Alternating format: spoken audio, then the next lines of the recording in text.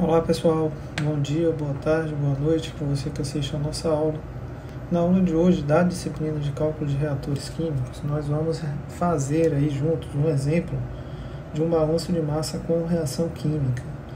Esse exemplo é muito característico e muito típico aí do que vocês aprendem lá na disciplina de balanço de massa, e ele faz parte dessa revisão inicial de conteúdo da nossa disciplina de cálculo de reatores, onde a gente está revendo alguns conceitos importantes para a disciplina e dentre eles incluímos aí o balanço de massa com reação química. Vamos nessa. Esse é nosso problema, nosso exemplo. A gente tem um bioreator que é utilizado para realizar uma reação de fermentação anaeróbica, que é aquela que ocorre na ausência de oxigênio, e diversos grãos são fermentados ainda pela levedura Saccharomyces cerevisiae, que metaboliza glicose, e os produtos de interesse desse processo são etanol e ácido propenóico, e as reações que representam esses compostos, a fermentação desses compostos, são apresentadas abaixo. Na reação 1, a glicose reage para produzir etanol e dióxido de carbono. Na reação 2, a glicose reage para produzir o ácido propenóico e água.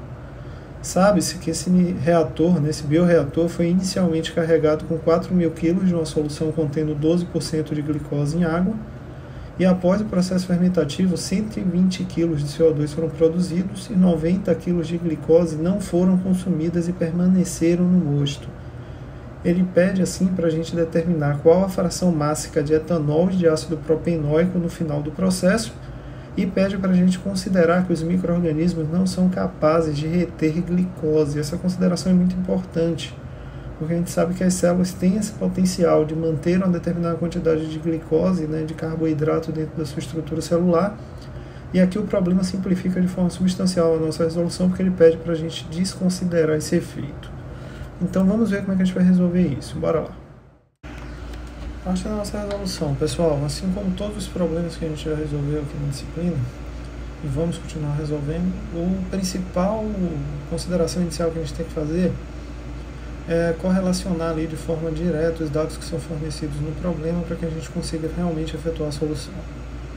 A primeira consideração importante que eu vou adotar para a resolução desse problema específico é que a gente está em um sistema que se encontra em regime fechado e se encontra em estado estacionário. Essa consideração me possibilita escrever essa equaçãozinha que vocês estão vendo aí, que diz que o número de mol do componente I final é igual ao número de mol do componente I inicial mais o somatório do coeficiente estequiométrico ali do componente I na reação J vezes a extensão da reação J. Isso aí é válido para todas as reações do nosso sistema, tá?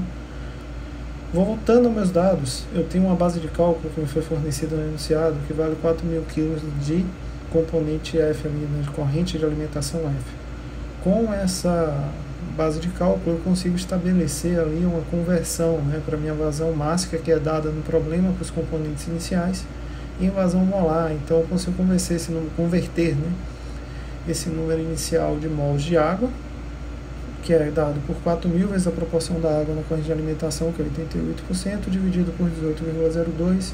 Isso aí me dá 195,3 grama-mol. 18,02 é o peso molecular da água. Vou fazer exatamente o mesmo procedimento para converter o número de mol da glicose. Lembrando que a glicose está presente com a composição de 12%, Então a gente consegue ali, com o peso molecular dela, que é de 180,1, encontrar o valor de 2,665 grama-mols para a água no começo da reação, ou para a glicose. Então, só para recordar, a gente tem a reação 1. A reação 1 é dada pela glicose, sendo consumida aí para dar origem ao etanol e o dióxido de carbono.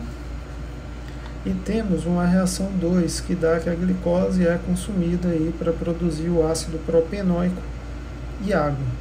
Então a gente tem aí as duas reações que a gente vai trabalhar. Eu estou chamando a reação 1 de uma reação que tem uma extensão de reação 1 e a reação 2 de uma reação que tem uma extensão de reação E2. Então eu posso escrever as expressões com base naquela equação que eu obtive inicialmente para extensão de reação para cada um dos componentes aí presentes no meu sistema. Os componentes são água, glicose, etanol, ácido propenóico e CO2. Então eu vou escrever a expressão ali para cada um deles. Eu sei que o número de mol final de água ele é dado pelo número de mol inicial que eu calculei 195,3, mais aí A extensão de reação, né, da água na reação 1, o coeficiente de estequiométrico da água na reação 1 é 0, então por isso que aparece aquele 0 ali, mais a extensão dessa reação 2, né, multiplicada pelo coeficiente estequiométrico da água, que é 2. Então eu tenho ali a proporcionalidade da água para as duas reações do meu sistema. Eu vou fazer o mesmo para a glicose. Eu tenho ali a quantidade final de glicose, que me é dada também no enunciado, ela vale 0,5. Isso é igual à quantidade inicial, que é 2,665, eu calculei com a base de cálculo de 4.000, mais a extensão da glicose na reação 1, que multiplica o coeficiente estequiométrico dela na reação 1, que é menos 1, mais a extensão de reação da glicose na reação 2, vezes o coeficiente estequiométrico dela na reação 2, que também é menos 1.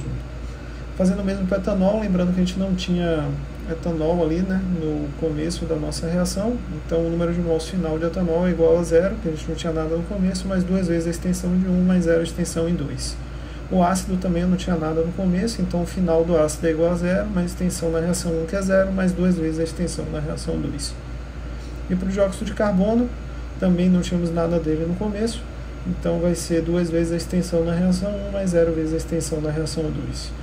No enunciado, ele me deu a quantidade de mols de dióxido de carbono produzido, então eu consigo resolver aquela expressão ali acima, né, para o dióxido de carbono. E resolvendo essa expressão, eu consigo determinar o valor da extensão de reação 1. E esse valor vai poder ser utilizado para determinar o valor da extensão 2. Então a extensão 1 vale 1,364 mol reagido. Então está aí resolvido para a extensão 1. Com esse valor, eu vou na minha equação da glicose, tá? Que é uma equação que eu tenho ali de forma completa, a presença de todas as fases. Eu consigo, a partir dessa equação, determinar a extensão da reação 2. E essa extensão da reação 2, ela vale aí 0,801 mols reagidos. Então, eu tenho com as duas extensões eu consigo determinar o número de mols de todos os componentes. Com o número de mols determinado, eu consigo determinar a massa de cada um desses componentes ao final da reação presente no sistema. Somando todas as massas, eu tenho a massa total. E com essa massa total, eu consigo calcular os percentuais máximos. Esse caminho que eu acabei de digitar, eu deixo aí como sugestão que vocês efetuem tentando reproduzir esse exemplo, tá? Eu já vou deixar aqui apresentado o gabarito para vocês com os percentuais máximos calculados por esse problema. O percentual máximo de água, então, foi de 89,2%, de etanol 3,2%, ácido 2,9%, de dióxido ali de carbono foi de 2,5% e de glicose residual foi 2,3%. Então está aí apresentados todos os percentuais máximos do nosso sistema e com base nesses percentuais a gente consegue aí estabelecer a característica do nosso sistema. Observe que a gente tem uma quantidade muito grande de água, e essa quantidade excessiva de água está muito relacionada com aquele excesso de água usado na alimentação, né, pelo meio ser realmente aquoso. E observe ainda que a água ainda pode ser produzida em uma das reações, a reação de produção do ácido propenóico ali leva ainda a maior formação de água. Então é bem esperado que a gente tenha essa alta quantidade de água aí no final.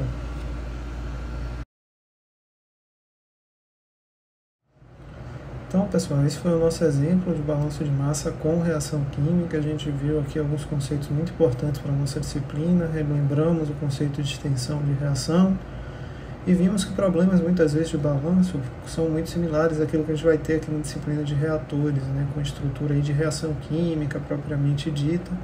É uma recordação importante aí que vocês precisam ter da nossa disciplina de balanço de massa. Então a gente se encontra na nossa próxima aula. Até lá!